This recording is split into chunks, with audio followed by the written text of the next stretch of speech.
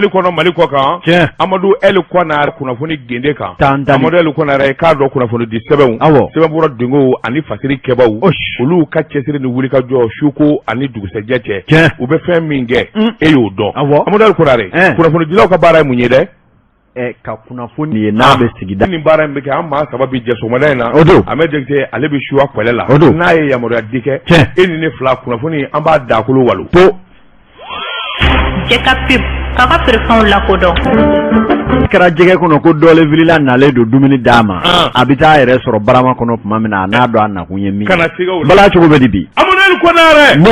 Kwana yɛrɛ n bɛ n bolo bugɔ ka don n bɛ bɔ ni sɛbɛn ye sɛbɛn min n'u k'a ma l'Express Amadu El Kwana yɛrɛ maanifi i b'i fa jeguwa ni sogo la ka sɔrɔ i m'a kolo ɲimi wulibali maanifiya ye hakili ye Amadu El Kwana yɛrɛ i k'a dɔn jamana a burujabaw jamana janfabaw jamana i k'a dɔn hasidiya ani ɲɛngoya o barika bonyana kosɛbɛ jamana kɔnɔ kabako Amadu El Kwana yɛrɛ an dun bɛ danga min na cɛ o cɛ m'i cogo dɔn i y'a mɛn ɲɔgɔnna wari ɲinina tɛ ɲɔgɔnna politiki maa tɛ i bɛ seko la o k'a sɔrɔ i ka jamana de bɛ yen min ye Mali ye n'o dajira Amadu El Kwana yɛrɛ Ala makulu Ala bakelen don a n'a i yɛrɛ bɛ taa woyo fɛ kosɔn Musa Jara ko Musa fami don min ko bi i k'a dɔn jamana jugu faden jugu sugu ka ca maa sugu bɛɛ lajɛlen bɛ ayiwa jamana a juguya la olu ye faden jugu ye politiki tɔn ni politikimaw o faralen bɛ ɲɔgɔn kan Amadu El Kwana yɛrɛ i k'a dɔn kuma minnu b'u da k'u yɛrɛ kɛ maa kegun ye k'a sɔrɔ hakilina donnen don u ko min ye ɲɔgɔnkunbɛn min kan ka kɛ assise nationale n'o bi jamana taabolo kura ko fɔ Amadu El Kwana yɛrɛ i k'a dɔn cɛmancɛ fanga sinsinni ani jamana yɛrɛ ɲɛtaa kɔnɔna na politiki bolo minnu bɛ yen Amadu El Kwana yɛrɛ n'u bolo tɛ fɛn na u dun bɔra kow la hali a ma mɛn bɛɛ lajɛlen b'u dɔn u ye min kɛ jango fanga tun bɛ minnu bolo Amadu El Kwana yɛrɛ k'a dɔn u ka wuli ka jɔ ani u ka janfanjugu min bɛ sen na a dɔnnen don sabula Amadu El Kwana yɛrɛ k'a dɔn u ka wuli ka jɔ u kɛlen bɛ ka Assimi Goïta fɛn di f'o ma o ti dɔgɔya min ye tigɛlomali ye o tɛ Assimi sɛgɛrɛ marifa b'o kɛrɛ la ko bɛɛ lajɛlen talen bɛ ka ɲɛsin Choguel ko kala Mayiga ma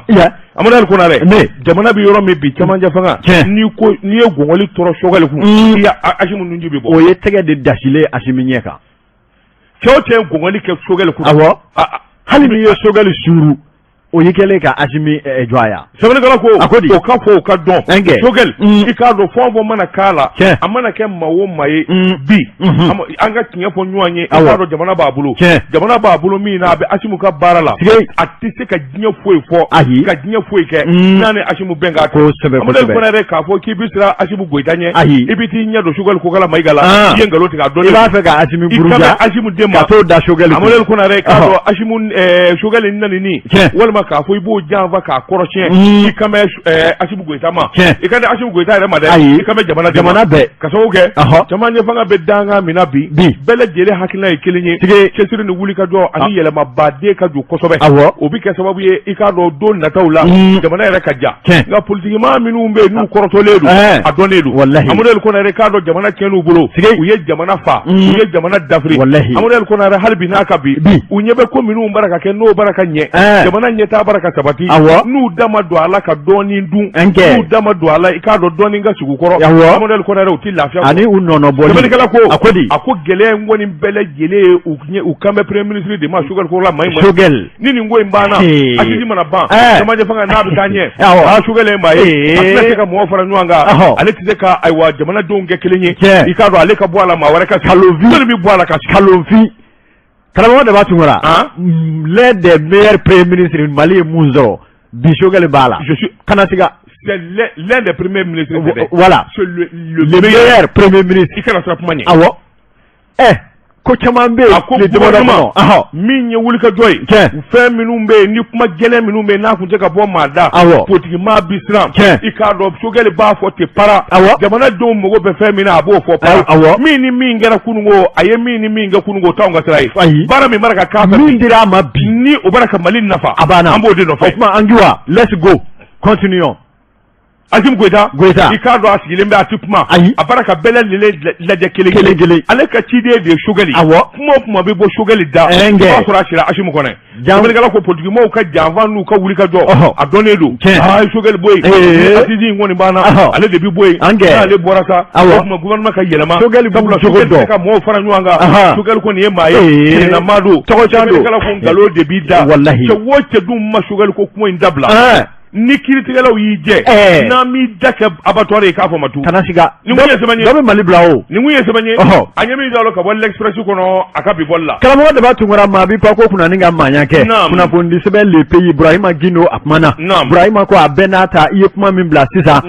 e ko Adema ma jisumani ka koliji a ko la ni hakili b'a la tɔnjɛkuluba minnu farala ɲɔgɔn kan n'u k'a ma ko cadre d'échange n'olu bɛna hakili jagabɔ kɛ transition ɲɛliko la olu kɔni ko u tɛ u sɛbɛkɔrɔ tɛ u tɛ bi u tɛ sini Sogɛli nalen don hakilina fɛn o fɛn b'a la jamana jɔli la k'u t'a rɔ i k'a dɔn k'a fɔ Adema ka congrès kɔfɛ danaya dara professeur Mari Manjan Jara ale kɔni nana a ma munumunu koyi a ka kumaba ta ko fɔlɔ i k'a dɔn kunnafonidilaw ye kɛrɛnkɛrɛnɲana essor a y'a fɔ olu ye para k'a fɔ Adema y'a kanu bi Assise nationale de refondation ko kuma min fɔra Adema bɛrɛ bi Adema bɛrɛ sini wa k'u bi wele bila cadre d'échange maa minnu n'o ye Bokar Tereta n'a jɛw ye olu tun bɛ taabolo min na k'u ka jisumani k'u koliji la u k'u sigi ka miiri ka jamana bɛ danga min kan u k'a lajɛ o kuma min ye Adema ale y'a kanu a bɛna taa Assise kɛnɛ kan a ti taa k'a fɔ a bɛ taa bala ni dunu ta walima k'i sigi ten k'a ko dɛrɛ olu bi taa u ye gafe caman de dilan kabi fanga dafiri la mun bɛ tali kɛ jamana jɔsira la olu ka hakilinabaw ye min ye u ka cɛbaw ni musobaw de y'o fara ɲɔgɔn kan wa u bɛna cidenw de bila ni ka t'o lapasa n y'a fɔ a ma to n da la o ka fisa ni n sen darɔ k'a kɛ dafiri ye sɛbɛnnikɛla ko Mari Manjan ko an bɛ donni min na i ko bi n'i ye Mali ta k'a lajɛ Laji Burama ka fanga bɛ dafiri tuma min na karamɔgɔ Daba Tunkara a y'a sɔrɔ Mali bɛ gɛlɛyaba dɔw kɔnɔ fanga dafirilen kɔ gɛlɛya wɛrɛw nana gɛlɛya fara gɛlɛyaw kan o tuma nin bɛɛ lajɛlenlen ka se ka ɲɛnabɔ waasa taabolo kura de ka ten o tɛ se ka kɛ cogo si la fɔ yɛlɛma ka don fɛn dɔw la o tuma n'a fɔra jamanaden bɛɛ lajɛlen ka wele ka na yɛlɛma don o kow la an bɛɛ dun ko kow taabolo man ɲi sariyaw man ɲi lakanako man ɲi kalanko man ɲi o tuma n'an ko tuguni an ka fara a kan an ka ɲɛsira ɲini ko diɲɛ de bɛ to kɔ o ko la ni ko wɛrɛ t'u kɔnɔ o tuma bɛɛ lajɛlen ka wuli ka fara ɲɔgɔn kan olu diden ma n'o ye Adama Payasi ye olu kɔni bɛnnen don a kan i k'a dɔn k'a fɔ u ka congrès min kɛra an kɔrɔ tile filanin na i k'a dɔn 6e congrès kalo tile 16 17 ni 18 k'u bɛnn'a kan k'a fɔ Adema PASJ olu kɔni bɛna t'u sen don Assise nationale de refondation na maa minnu bɛ yen ni olu y'a filɛ ni ɲɛ wɛrɛ olu kɔni fana ko le parti des abeilles vient d'abandonner en plein vol les groupements et partis politiques. Mais c'est pas de c'est des GIE. Ah ouais. C'est des GIE. Matou quoi, matou fait. C'est des tonneaux vides. A caman de bɛ yen surtout yurugu kɛlɛliko kuma min wuli de bi caman yɛrɛ ka boli de kun de jagoya ni Zorasiw ka gɛn ka bɔ yen u ka n'u sigi u sago n'u dugaw u ka ko kurutukurutulen mun bɛ yen u ka politikimaa dɔ sigi u ka ɲɔgɔn wele cɛ n cousin ka fɛn bɛ yan i sen da nin kan dɛ o damanda ka jamana dafiri bi ni latigɛ tɛ RPM bɛ fanga sɔrɔ Mali kɔnɔ bilen an ka taa voter la sini n'u ye député sɔrɔ kɛ n wari ayi o tɛ alors fɔ ni y'a sɔrɔ u ka maa bɛ cour constitutionnelle on sait qui est qui on sait non filɛ an ye min bɔ le pays kɔnɔ a ka bidon bɔli la Amadu Konare n bɛ bolo bugɔ ka don n bɛ bɔ ni sɛbɛn ye sɛbɛn min n'u k'a ma nouvelle horizon ɲɛdankura u ko di maa min ye sɛbɛnni kɛ a tɔgɔ de ko Amadu a tɔgɔ de ko Toguna A Tarawele Toguna A Tarawele ko a k'i k'a dɔn kalo 3 dama tɛmɛnen kɔfɛ i k'a dɔn ayiwa Bamanja wale min kɛra n k'i ɲininka ayiwa Nara kɛwala i k'a dɔn o siraba kelen nka siraba dilan min kun bɛ yen Bamanji maa 30 ani mobilitigi 2 u sina ka taa bi baarakɛlaw ka i k'a dɔn chinois kɛ cɛ 3 ni ka sun olu salo ka taa n'o ye u nɔfɛ sɛbɛnnikɛla ko in kɛ furadama ka n'a bila bi la min ye jamana finitigilakaw ye u ma sɔnna u ma sigi u ma ɲinɛ wulikajɔ bolo kan cɛsiri bolo kan chinois kɛ cɛ 3 ka se ka t'u bɔsi Bamanjiw la i k'a dɔn Mali armée filɛ k'o baara de kɛ wari ma d'u ma kanu ma d'u bilali dama k'u taar'u daraki de a ko kabini ko in kɛra don min ka n'a bila bila min ye sɔrɔsikulu ye min ye Asimu Goyita ka jigi cɛden tɔw la u tɔnsiw jɔlen don Asimu jaja a bi baaraba de la dibi la i k'a dɔn dabali ni fɛɛrɛ bɛ tigɛ cogo min walasa i k'a dɔn COVEC ani ATTM i k'a dɔn baarakɛla minnu minɛna ni chinois don dunanw don i k'a dɔn u bɛ se ka bila cogo min na a ko sira dɔ baara ka dilan u ko sira in ma i k'a dɔn ka bɔ Kawala ka na Murujan Nara Kuala ka bɔ Kuala ka na Burujan ani ka tɛmɛ Narafɛ sɛbɛnnikɛla ko i k'a dɔn Bisiraba baara in de k'a kɛ a bɛ waati jan bɔ sɛbɛnnikɛla ko don dɔ la i k'a dɔn cɛ saba marifatigi u bɛɛ lajɛlen dakabana marifalen don i k'a dɔn ayiwa min kɔni siraba in ye baarakɛlaw u sina ka na ten moto 14 i k'a dɔn min ye Toyotaw ye i k'a dɔn ka sin ka na bi baarakɛla ninnu ka ten gami sɛbɛnnikɛla ko bolifɛn fɛn fɔ b'u bolo n'u y'u ka baarakɛminɛw ye u ye tasuma bila bɛɛ lajɛlen la PK 48 a ko ayiwa société Covec min kɔni ye wulikajɔ ye u ka fɛn dɔ bɛ yen ko min ma ko finisseur min ye o fila ye ani compacteur min ye compacteur à pneu ka taa se ayiwa compacteur min ye cylindre ye a n'a ɲɔgɔnna mobili fɛn fɔ b'u bolo ani ayiwa bɛnniw u ye tasuma bila bɛɛ lajɛlen la k'a jeni n'i ye tasuma si wulidɔ ye a fɔ a fanga bonyana u ma dan o ma i k'a dɔn tilala tuguni sa min ye baarakɛlaw ye i k'a dɔn minnu kɔni sera k'u yɛrɛ sɔrɔ olu taara nka sinuwakɛ cɛ saba u ye tɛgɛ dɔw kan gami o kɛra ka taa n'olu ye sɛbɛnnikɛla ko kabini ko in kɔni kɛra Asimu Goyita ani minisiri min ni o bɛɛ sɔrɔla sukuluw kunna o yɛrɛ y'i sogo doni min ye Sadio Kamara ka taa kɛnɛ in kan ka taa kɛwalew lajɛ i k'a dɔn ani dugulamaw kumana ani awa baarakɛla ninnu ka ɲɛmaaso kumana a y'a jira k'a fɔ min ye jamanakuntigi ye a ye i ka ɲininka a ye hakilila bɔ k'a bi ninnu mana kɛ diɲɛ yɔrɔ o yɔrɔ i k'a dɔn ka ɲini de u ɲɛnama i k'a dɔn ka na d'u somɔgɔw ma kabini o kɔni kɛra Mali sɔrɔlasiw ani lakana tigilamaw u kun kelen bɛ ka fa bɛɛ lajɛlen minɛ u kelen bɛ ka zole da sɛgɛsɛgɛli su mandi tile mandi u bɛra ka fa bɛɛ lajɛlen lajɛ u tɛ tɛmɛ tunni na u tɛ tɛmɛ kɔlɔnda la u tɛ tɛmɛ i k'a dɔn dingɛ na n'u ma yɔrɔ in lajɛ n'a sɔrɔ Bamanju dagayɔrɔ tɛ yen ye maa minɛ n'o ye Chinois n'o t'u bolo sɛbɛnnikɛla ko tuma min n'u ye kunnafoni caman sɔrɔ ka baara caman kɛ u ye bɛnbɛn bɛɛ data novembre kalo tile fɔlɔ i k'a dɔn Bamanju ninnu dagalen bɛ yɔrɔ min nin kɛra k'a fɔ hakaja Chinois cɛ saba in maralen bɛ yɔrɔ min dɛ i k'a dɔn u nana wuli ka jɔ bolo da minnu bɛ sanna minnu bɛ duguma i k'a dɔn baara k'a bɔrɔdɔ ka jigin k'a bɔrɔdɔ ka jigin Bamanji bara k'i yɛrɛ ɲini tuma min n'a kɛ cɛ saba fana hakili ka di u fana sɔnna k'u yɔlɔ ten ninnu ɲɛ t'an na i k'a dɔn ni ko bɛ ɲɔgɔn na o tuma an k'an yɛrɛ ɲini u fana y'u digi sinɔn kɛ cɛ saba y'i digi i k'a dɔn Mali sɔrɔsiw taara u bugulen sɔrɔsiw dɔ kɔnɔ k'u ta u tɔ ma fɔ tan u talen min kɛ u y'a dɔn k'a fɔ hakaja nin Mali sɔrɔsiw ka baara ye o yɔrɔ bɛɛ sɔrɔsiw y'u dɛmɛ sa i k'a dɔn ni ka Bamakɔ sɛgɛrɛ sɛbɛnnikɛla ko a ko chef d'état-major général des armées a y'a jira k'a fɔ nin ko in kɔni i k'a dɔn a bɛ foli ni tanuni kɛ maa o maa b'a la k'i y'u dɛmɛ nin baara in na a kɛra kunnafoni di ye o a kɛra taama ye o a kɛra yɔrɔ jira ye o a b'a bɛɛ fo sɔrɔsikulu minnu y'a wuli ka jɔ kɛ ni kalani kelen ma maa si waati la a k'o sɔrɔsikulu fɔ maa ma b'a la n'o bi jamana in kɔnɔ k'i ka hakilina ni miiriya ye Mali armée i k'a dɔn lakana tigilamaw dɛmɛni walima i babsigi de fɛ jamana kɔnɔ a ye nin bɛɛ lajɛlen fo a y'a jira k'a fɔ min ye camancɛ fanga président colonel Asimu Goyita min kɔni ye wulikajɔ ni cɛsiri a kalelen don k'i da maa o maa b'a la k'i tɔɲɔnen don walima i minɛ ne bɛ k'i dogo Mali dugukolo kan a dɔw bɛ se ka diya de nka i k'a dɔn bolo b'i kan na hali a tɛ mɛn sabula o baaraw daminɛna a ko n'i y'a ta k'a lajɛ kalo 2 walima kalo 3 ani dɔɔni min ye murujanzira ye ninnu Chinois cɛ saba min minɛnen bɛ u y'u sama ka bɔ Bamanju da ka tila k'u dagɛlɛgɛ bɛɛ lajɛlen jɛngɛ ka b'u da colonel Asimu Goyita a ye sɔrɔsikɛ cɛ saba Chinois cɛ saba yɛrɛ wele ka na n'u ye fo Kuluba a n'u kumana k'u lajɛ a jirala k'a fɔ hali gari hali kalamu waasi foyi den kelen t'u ni na mun na nin olu de don Chinois ni bazɛn kɔni o tɛ hɛrɛ koyi i y'u jɔlen Chinois kɛ cɛ saba a bɛ journal Nouvelle Horizon de kɔnɔ kosɛbɛ Asimu yɛrɛ n'u jɔlen don Choguel fana bɛ yen u bɛ u datugulenw don nka Chinois kɛ cɛ saba b'u dɔn awɔ Mali yɛrɛ de ka wulikajɔ ye nin ye awɔ ka taa libération des otages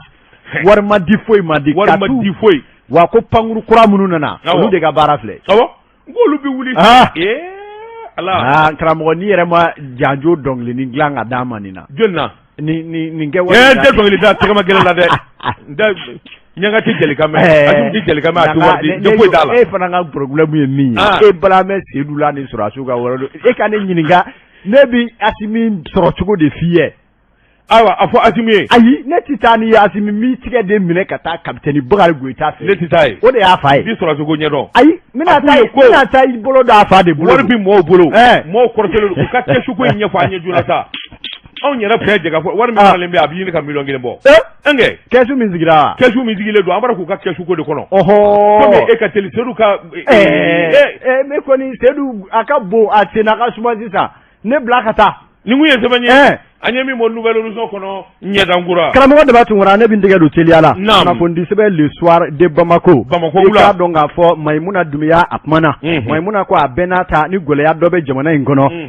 i k'a dɔn k'a fɔ jamana gɛlɛya an bɛ darɔ dumuni donfɛ fɔlɔw gɛlɛya an bɛ i k'a dɔn awa ni wulikajɔ ma kɛ o la o fana y'a ta gɛlɛya ye n'i y'a mɛn nansarakan na cherté de la vie i k'a dɔn awa min ye sugubulon ni sanni feere ni nasansegi dɛ k'o de kɛ mɛ kɛrɛtɛtɛ gɛlɛya kɛ mɛ ka kusi muguba don ko fɔ wulikajɔ de ka kɛ o fana na sɛbɛnnikɛla ko an bɛ donni min na i ko bi a ma dogo maa na tile filanin na n'i ye maliden ta 100 o 100 e ko 90 n'a kunkanfɛn bɛɛ lajɛlen sɔgɔma fɛ ni buru ma sɔrɔ tabalitigi fɛ i k'a dɔn a bɛ maa caman ka tile cobo caba a ko kunnasini ni kunu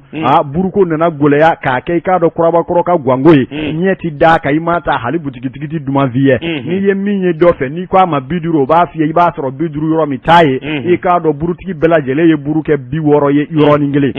sɛbɛnnikɛla ko gɛlɛya ye fɛn jumɛn ye i k'a dɔn k'a fɔ naduma o ju kɔni ye ji ye nka min ye buru ye ale kɔni sababu ɲuman o ye alikaba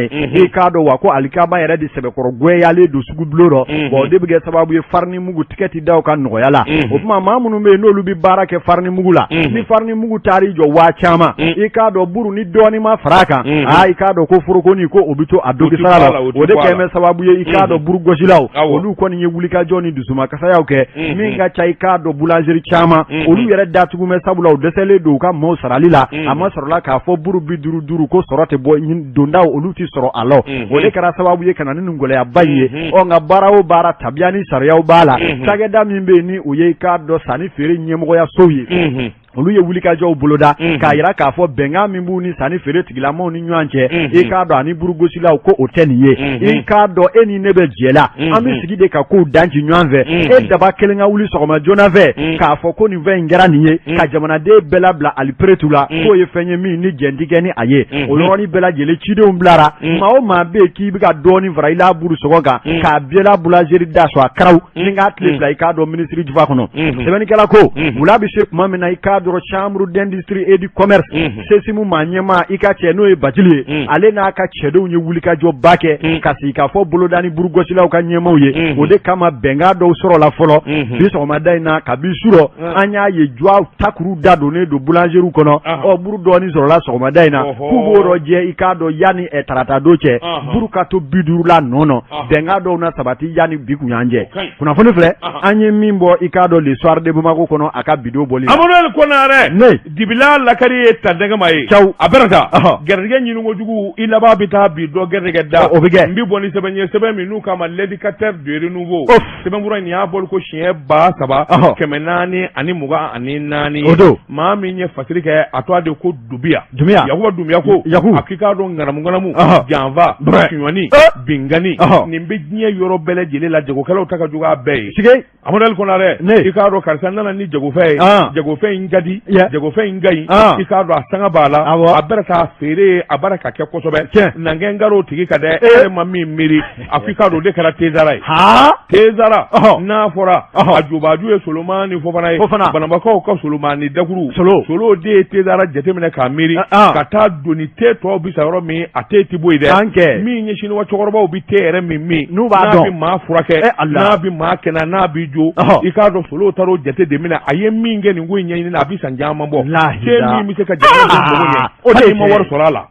te min n'a bɛ se ka mɔgɔw furakɛ hali ni ma wari sɔrɔ Tezara i k'a dɔn sabula te jateminɛ n'i y'a ta k'a lajɛ te o te n'an b'an bi Mali kɔnɔ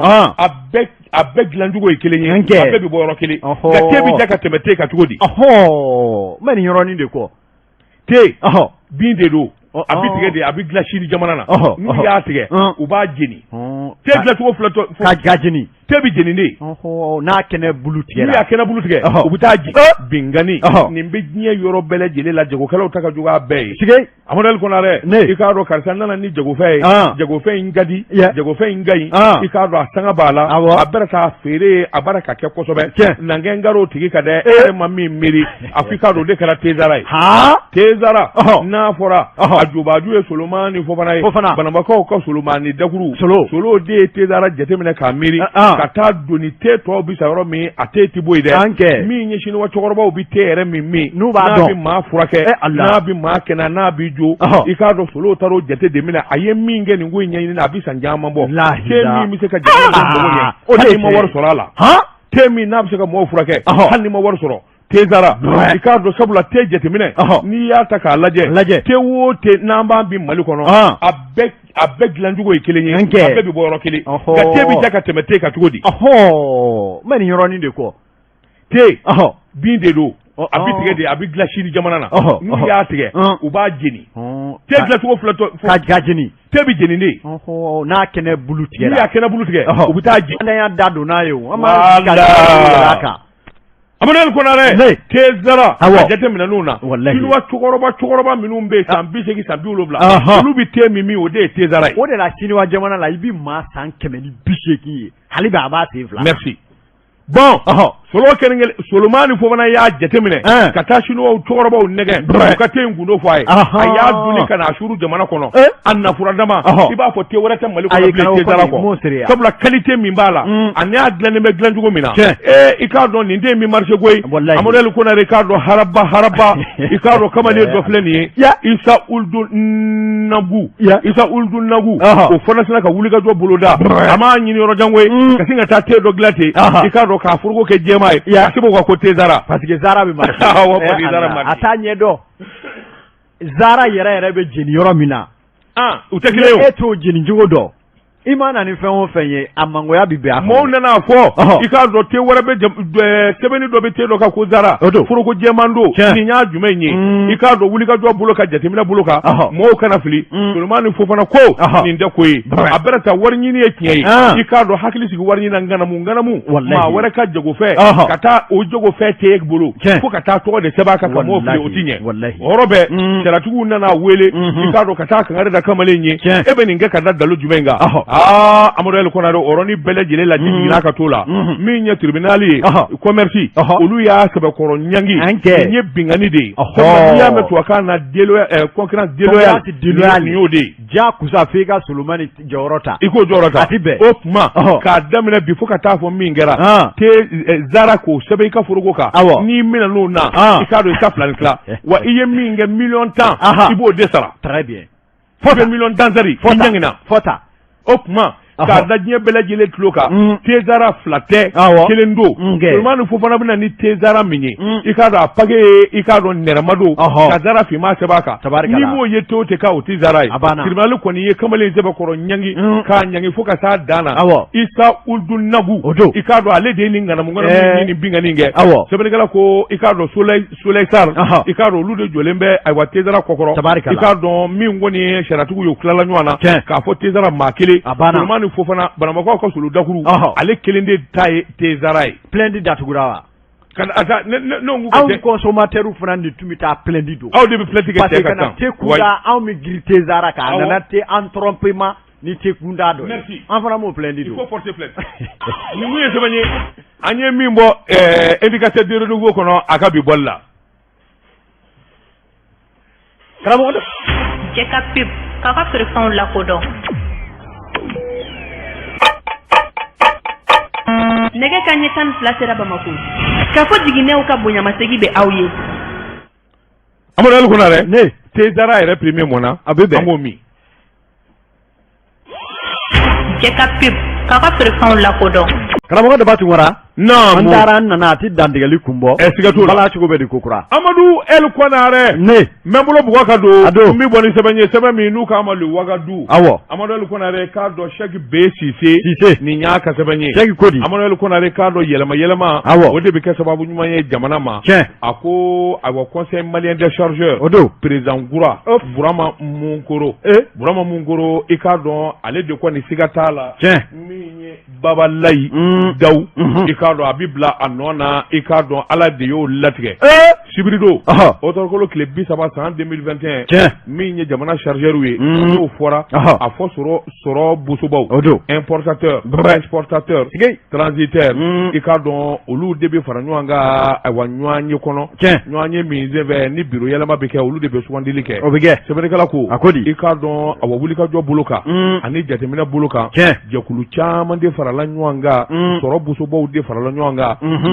maa sɛbɛ damanda i k'a dɔn Burama Mungoro ko k'u ka candidat ye sɛbɛnnikɛla ko kabini a kɔni wɔrɔ Burama Mungoro conseil malien des chargeurs maa caman y'a jira k'a fɔ hakaja nin kamalen min don a fɔlen filɛ nin ye bolokɔni ɲɛsinin bɛ maa min ma ani mɔɔw bɛ maa min nɔfɛ i k'a dɔn nin ka ɲɛmanya hali a ti bala tile kelen sɛbɛnnikɛla ko yɔrɔnin bɛɛ lajɛlen la vote don i b'a fɔ ko sabura ko otorokolo tile 30 sɛbɛnnikɛla ko wulikajɔ ani jateminɛw bolo ma a ma tɛmɛ hali an sigi furadama in jɛ u farala ka bɔ ɲɔgɔn na a ko lisi A o ɲɛmaa kun ye Burama Mungoro ye lisi B o ye Usumani Babalayi Dawu ye Usumani Babala Dawu i k'a dɔn a wa sumajugu caman b'a nɔfɛ a ye wulikajɔ caman kɛ CMC in kɔnɔ baaraw ma ɲɛ a bolo ŋanamu ni suɲɛni ko kuma caman de fana bɛ yen min bɛɛ lajɛlen bɛ Babalayi nɔfɛ sɛbɛnnikɛla ko hali ka daw ma maa caman kun y'a jira k'a fɔ i k'a dɔn olu t'a fɛ k'a ye ko in ɲɛmaya la cogo si la ma min ni tabale gosira a fɔra ko vote ka kɛ sabula a bɛ taa laban o de la ni bɛn ma kɛ o tuma an b'a fara ka bɔ ɲɔgɔn na min bɛ min fɛ yɔrɔnin bɛɛ min ye wulikajɔ ni jateminɛ ye i b'a ye k'a fɔ min ye Babalayi Dawu maa tan nin jamabaden ani min bɛ ɲɔgɔn na n'o ye Burama Mungoro ye maa 170 bɔ kan maa 100 ayi jɔ an ka sama balanin de Amadu Eli Konare a ko tiɲɛ sinna ka bɔ ka jɔ ten kɛlɛw maa 200 ni maa 70 a k'i k'a dɔn nin bɛɛ lajɛlen sinna k'i ka ŋaniya ta k'a da maa 200 ni 70 o de kun ye olu de ka ŋaniya jira Amadu Eli Konare maa 200 ni 44 o bɛɛ lajɛlen de ko Burama Mungoro maa 10 o ko Babalayi sɛbɛnnikɛla ko a k'i k'a dɔn ko in gɛlɛyara fo k'a fɔ k'a to ten maloya bolo kan maa tɛ n fɛ jaaja jigila maa tɛ ne yɛrɛ la jaaja ne kɔkagu jama de ye o kɛra Babalayi ta ye sɛbɛnnikɛla ko a ko nka n'i ye ko ta k'a lajɛ min ɲɛ sɔrɔ bosobaw ye kabini bi tɛ i k'a dɔn bɛɛ jigi dalen kun don Burama Mungoro kan don kelen da kelen a yɔrɔ ma janya chargeur la sabula biro kɔrɔ tɛmɛnen i k'a dɔn ale tun bɛ ɲɛmaa baara dɔ k'a kɔnɔ a ko a ka wulikajɔ ni cɛsiri ani kala ani kodɔn bolo kan ani maa bonya ani a bɛ mɔɔw sira caman nin bɛɛ lajɛlen de kɛra sababu ye Burama Mungoro kɔni jama ka sɔn a nɔfɛ a ko n'i y'a ta k'a lajɛ min ye wulikajɔw ani hakilinaw ye Burama Mungoro a bɛ kɛnɛ kan a bɛ kɛnɛ min dɔn maa kalanenba min ye Mungoro in ye i ka dɔn u ko awɔ diplôme supérieur en comptabilité master ingénierie i ka dɔn financière contrôle de gestion i ka dɔn audit min ye anglais n'a y'o wɔɔrɔ in jɛna i b'a fɔ k'a b'a ka bɔgɔ k'a fɔ sɛbɛnnikɛla ko min kɔni ye affaire ye sɔrɔ bosoli i k'a dɔn min ye communication publique ka taa se n k'i ɲininka communication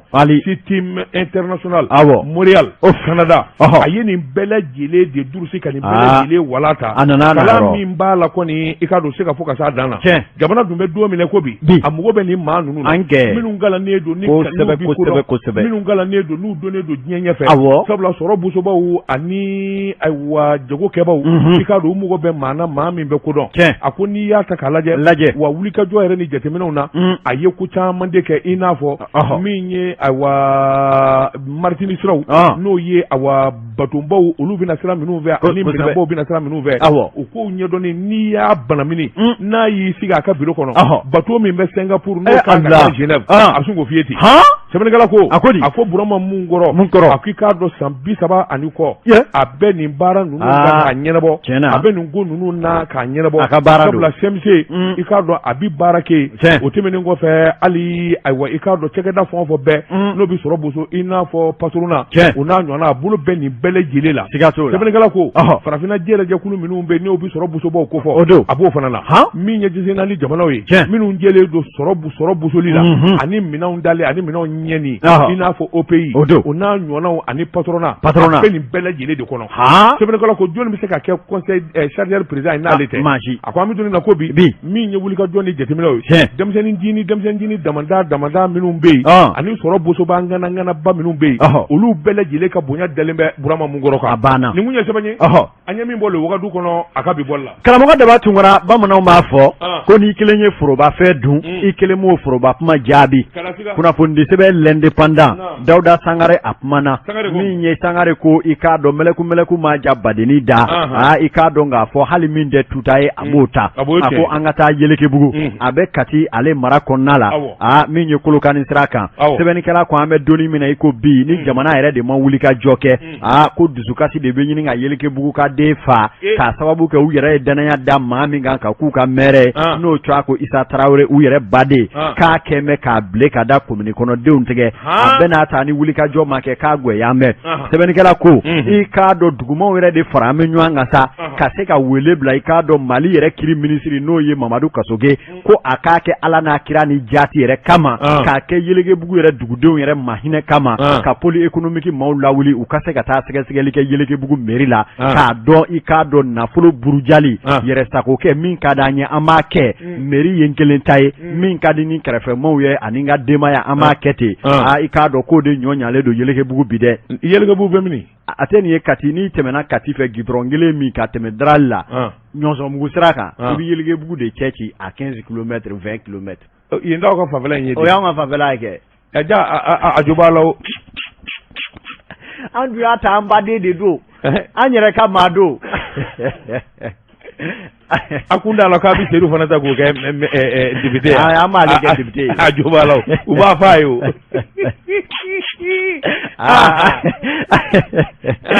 i b'a fɛ an ka taa danaya da ye k'a fɔ Segu kana Bɛlɛdugu o tɛ an tɔnɔma dalen ye sa ayiwa naam sɛbɛnnikɛla ko mɛri mun k'a la a ko min ye collectif des jeunes engagés pour le développement de la commune de Yele non c'est pas possible Ala yɛrɛ ma aw ma kɛ maa cɔri nin de ye quoi bamanan Seydou journaliste Seydou anw saba tun ka ɲɔgɔn sɔrɔ yan k'e to yan an tun b'a bilen ka da k'i tun ka Segu feere aramu a tɛ se ayiwa naam an tun b'a kɛ maa naani gafe de ye dɔ b'i sen minɛ dɔ b'i bolo minɛ dɔ b'a bolo biri micro la an b'o de k'i la bamanan ka wuli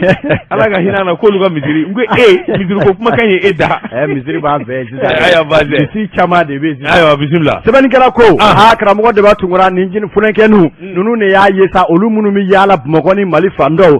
jɔn ko Ala ni wulikajɔ ma kɛ Yelekebugu a kɛlen Kumasulu ani dusukasi damanda ye o kɔni n'i k'a dɔn dugu cɛkɔrɔbaw ni musokɔrɔbaw i k'a dɔn guwatigiw ni dugutigiw u de farala ɲɔgɔn kan sa min ye kari tɛmɛnen ka se ka ɲɔgɔn lajɛ ka taa ko cɛ n'an ma fara ɲɔgɔn kan ka ko dɔ kɛ an bolo bɛ ɲini ka kɛ an yɛrɛ kala ye o de la sa u ye wele bila maire yɛrɛ ma ka wele bila a ka conseiller kelen-kelen bɛɛ lajɛlen ma ka dugudenw wele bɛɛ ka na an ka sigi ka kuma gwɛya min bɛ Yelekebugu commune mairie la a ka se ka ɲɛfɔ karamɔgɔ Daba Tunkara ɲɛji ni kimi musokɔrɔba dɔw f'u b'u bolo daw kun olu bɛ horondo ka sababu kɛ i k'a dɔn dɔw ka fɔ la ko wete bɛ kɛ waati min na hali ni y'a sɔrɔ olu ka dugu ni bagan tun bɛ voter k'olu tun b'u la misiw ni sɛw bɔ ka voter Isa ye ka sababu kɛ kuma dumani a nana layiduw ta an mana sigi ka ban nin ye yɛrɛ ko ye gwɛya fɛn o fɛn bɛ min kan an bɛ jɛ k'a baara ɲɔgɔn fɛ dugu ko a ma an tɛ sanu kɔ an tɛ wari kɔ anw ma kɔ i k'a kɛ maire ye an ka sɛbɛnkow ni commune yiriwa an ka jɛ k'o baaraw kɛ ɲɔgɔn fɛ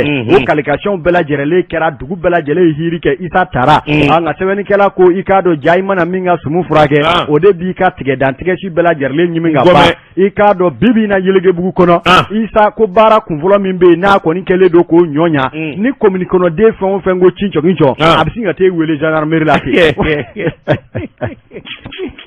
sabula pɔsi yɛrɛ sigilen don zarimu ka mairie yɛrɛ kɛrɛfɛ o ba ni maa min ko kikɔ a bɛ sin ka OPJ tɛ wa c'est l'officier de police judiciaire o don maire don a bɛ sin ka zarimu wele ten ko a ye taa Buramaja bila a bɛ sa bɔ dɔ kɔnɔ ɲina sɛbɛnnikɛla ko duguden ka jɔ a bi ni min ma wuli ka jɔ kɛ i k'a dɔn Yelekebugu i k'a dɔn tribunal la walima i k'a dɔn gendarmerie la u b'i datugu hali jinɛ ɲɛmaw olu dɔw bɛ olu bɛɛ lajɛlen ye su 2 ni su 3 kɛ kaso la ala ni convocation y'a sababu ye sɛbɛnnikɛla ko sa a kɛlen a ti tigɛ a ti tugu nafolo tɛ nafolo ye maa o maa ma kuma a bɛ wele wa min y'a ka conseiller ye conseiller cɛ dugu ye dugu 17 nka conseiller kelen o kelen ni e ko ci jɔgin cɔ fana e bɛ min na a bɛ se k'o bɔsi la ni e ye maire min ɲɛsin furusiri ma a bɛ se k'o casier minɛ a yɛrɛ b'o furusiri kɛ o ye sɛmɔlen furusiri e bɛ kɛ mairie la sa e k'a dɔn k'a fɔ nkuran nin ye ka misitigiya ye conseillers yɛrɛ minnu tun bɛ kɛnɛ kan olu bɛɛ lajɛlen y'a seereya k'a fɔ Yegebugu bi soit de b'olu la k'olu bɛ mairie la n'o tɛ mairie biɛ Isa kelen de ye min ka di ye a b'o kɛ wa ni min sera ni e y'a bilasira n'o ma diya ye a b'o sɛbɛn tɔ dogo e la foyi ti fɔ e ye bilen ni damanda dugumaw de ko sa a bɛ cogo min na bi ko fɔ ka taa Isa de gɛn ka bɔ mairie la o kuma min ye CNT u ka duguden dɔ bɛ CNT la min ye sɔrɔdasi ye capitaine Dramani Mɔnzɔn Konarɛ o de y'u deli a kana kɛ ten jamana ye seriya jamanaden ye an tɛ balawu foyi fɛ Mali kɔnɔ bi o kuma Mali kura min sigilen don maa kelen tɛ sariya sanfɛ Isa bɛ nin kɛwale minnu na jamana faamaw de bɛ ladɔnniya wulikajɔ ka kɛ waasa fɛɛrɛ bi sɔrɔ a la cogo min na o kuma o de ye maa caman dusu salo o kuma an bɛ don min na bi sa u ko u bɛna sɛbɛn kɛ ka ɲɛsin poli économique ma ale de ka wuli joona ka taa Yelegebugu mairie ka taa sɛgɛsɛgɛ k'a jate minɛ waasa hali balo minnu bɛ taa dugu cɔ a la nin bɛɛ lajɛlen bɛ ɲɛma tunu wa nafolow bɛ peretu i k'a dɔn gɛlɛyaba de bɛ sigidaladenw kan kunnafoni filɛ an ye min zalo ka bɔ l'indépendant kɔnɔ Dawuda Sangare ale ka sɛbɛn don i bonya bɛ min na Amadou Konaré n bɛ bɔ ni sɛbɛn ye sɛbɛn min n'u k'a ma le nouveau réveil a bɛna ka mura bɛnna Amadou Konaré hali ni n kumacogo ye n'a dɔn k'a fɔ tɔ tɛ Jaliden la bi Amadou Konaré an ka taa ayiwa Cɛmala Bani minnu cɛ o ye Buguni jamana ye i k'a dɔn commune cɛ kelen bɛ yen i k'a dɔn fana kelen bɛ ka fasolamaw sɛbɛnkɔrɔ tɔɔrɔ wari ŋanamu olu fana bɛɛ fɛn bɛɛ lajɛlen kan olu fana ka mairie nin kamalenba i m'a ni t-shirt kelen jɔlen wallahi Zumana Sangare kamalenba don dɛ hali ni ye nin ye i b'a dɔn yeje awa gawa t-shirt t'a kana koyi t-shirt min b'a kana nin classe de ye nin i b'a kamalenya tɔgɔ dɔn wa Zu Zu de don Zu n'u ko Zu wayi fa b'a maire y'a a ka di sisan Buguni kɔnɔ dɛ a bɛ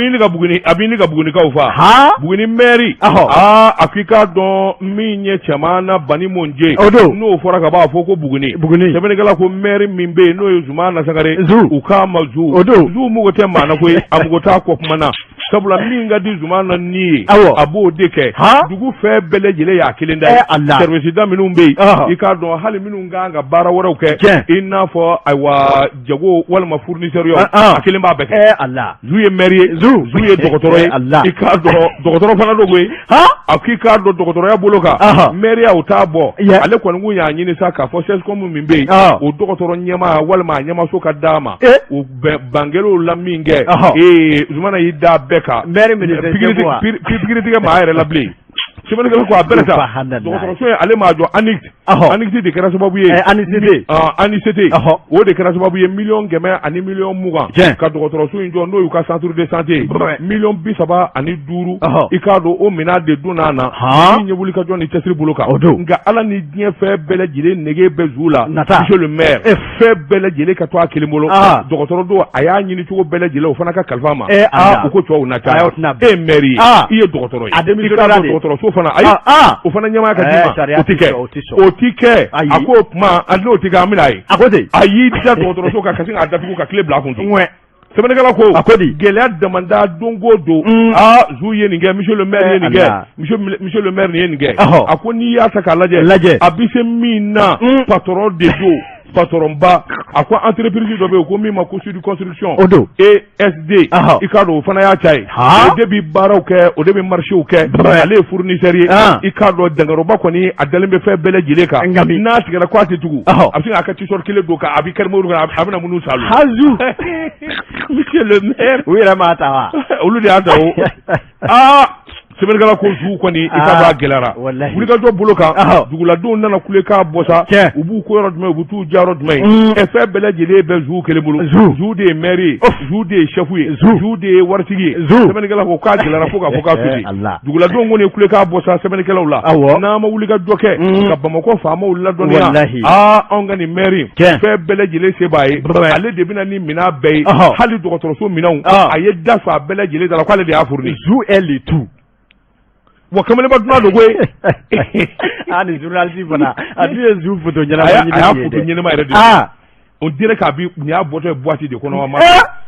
kafiri dɔ b'a kana ni mun ye dɛmɛ ye awɔ an bɛna min kɛ sa Bugunikaw olu bɛna e nɔfɛ i bɛ bila zu nɔ ne bɛ taa Yigebugu ta la ne bɛ kɛ Yigebugu maire ye e b'o kɛ jelisigɛ maa ka maire ye ne ka ɲi Amadu Konare waati n'a ka waati ma se a dafara a banna communiqué telen bɛ yan min bɔra i k'a dɔn l'office central de gardiennage surveillance et de service n'u k'a ma ko OCGSFS n'a filɛ nin ye i k'a dɔn k'a fɔ awa yiri pavé kɔnɔ a ɲɛsi Korofina yɛrɛ awa i k'a dɔn ale yɛrɛ farikolo ɲɛnajɛ kɛnɛ min bɛ yen commune 1 kɔnɔ yan ko olu kɔni k'a daminɛ octobre kalo tile 3 la n'o ye bi ye ka taa bila min ye i k'a dɔn awa don caman na u kɛlen don ka wuli ka jɔ boloda n'o bɛ tali kɛ maa kura dɔw tali la n'o ye agent de sécurité ye cɛw ni musow ni maa min bɛ fɛ ka taa kɛ u ka gardiennage société k'i sen don a baara la i bɛ se ka i na ni sɛbɛn minnu ye o ye ka demande kɛ ka binani tɛmuru ko kan i ka wolosɛbɛn kopi kelen awa i k'a dɔn i sigiyɔrɔ n'o ye certificat de résidence kelen ka fara casier judiciaire ani carte d'identité copie ka taa fara min ye diplôme min b'i bolo ani photoden 2 walima certificat de visite contre visite o fana bɛ fara o kan n'i ye ninnu fara ɲɔgɔn kan i ka taa ninnu bila u jabala la k'a daminɛ nɛgɛ kaɲɛ 10 ka se 15 ma don o don n'i mago bɛ kunnafoni wɛrɛ la nɛgɛjuru sira ye 20 24 17 17 walima 77 18 04 54 min ye u ka ɲɛma Musa Senu Sakɔ ale bolo n'o bɛ sɛbɛn la min ye Masigikaw Burama Togola ale fana ko k'u ye l'école de santé dayɛlɛ Masigi n'a lamini ko bɛɛ bɛ se ka t'i cɔ sɛbɛn l'école de santé la waasa i ka kɛ dɔgɔtɔrɔ joli ye o Masigi o bɛ jɔ i la mara fɛ Amadu Konare waati n'a ka waati ma se bi ta kɔni an b'a bila yan gɔngɔlaw i k'a dɔn an b'an kɔ kɛ nakɔ kɔlɔni kɔ ye sisan hakili la farikolojɛkɛlaw olu labɛnnen bɛ n'an wulila sisan i k'a dɔn olu bɛ u sɔnni da farikolojɛ kan ɲɛ min b'i ye une grande équipe ne meurt jamais Burapele b'a dɔn a b'a dɔn une grande équipe ne meurt jamais et un grand joueur aussi ne meurt jamais Cristiano qui a sauvé Manchester United sur que Burapele ɲininka u ka joueur de ko i mago bɛ bi la tuma min na ka kɔ tigɛ k'a bɛ bi don o kuma ko il est le meilleur Cristiano ye jɔn de o ko il est le meilleur jɔn de don e ma a bɛ jɔn dɔ kɛ i ye hɛrɛ commune ye kuma n t'i fɛ fura t'o la min ye Barasa Burapele b'a f'i ɲɛna a bɛna analyse k'i ɲɛna bi i b'a dɔn k'a fɔ le Barça i kɛ kana kɛ ka Burapele saison bi ban yɔrɔ o yɔrɔ Barça bɛ ligue ta n b'o kɔni i kɛ kana kɛ ka Burapele corrompu dɛ non pas du tout mais non i tɛ min kalama Burapele je suis son maître a ɲininka kɛ o tuma Burapele tɛ ballon d'or dɔn ka tɛmɛ ne kan koyi o tuma Burapele nkalon don wa il est bien conseillé a tɛ se k'a fɔ ko nkalon don ne de y'a tɛgɛ ta k'a fɔ a ye ballon d'or ye nin ye nin don je suis le premier reporter sportif de Jakafo o tuma wa i kana bila ten dɛ ayi a b'a dɔn min wa i kɔnɛ a b'a dɔn mina yɔrɔ min na o Amadu Konare i k'a dɔn min ye farikoloɲɛnajɛ nasiraw ye Burapele i k'a dɔn a n'a ka équipe sɔɔni dɔɔni olu bɛ nin sɔɔni dɔw kan surafana t'o maa don su in na segin bɛ kɛ nin gafe kelen kan sini sɔgɔma ni Ala sɔnna an bɛ ye kɛnɛ ka fɛn kɔrɔw bɛ bɔ olu lakali k'a kɛ to ɲinikɛ lamɛnbaaw fɛ i k'a dɔn mura banna i k'a dɔn olu kɛlen bɛ ka galabu fa dɔɔni Hamɛd Jakite ale tun bɛ suya kɔlɛ la Amadu Konare daba tungara wa salam